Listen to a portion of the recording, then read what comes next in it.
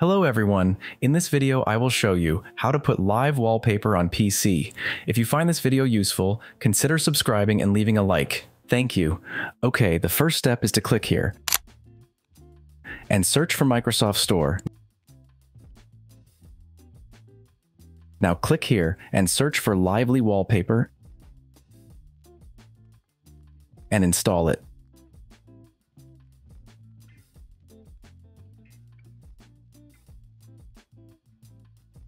Now click here to open it.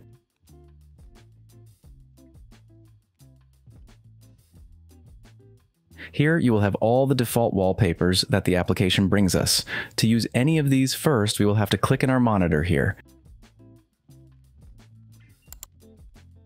And we select the monitor that we want the wallpaper. And we choose the wallpaper that we want.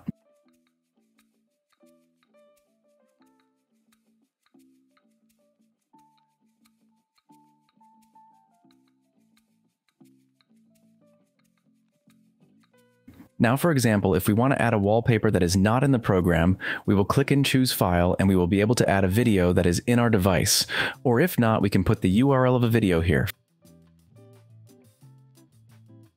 For example, I will add a video.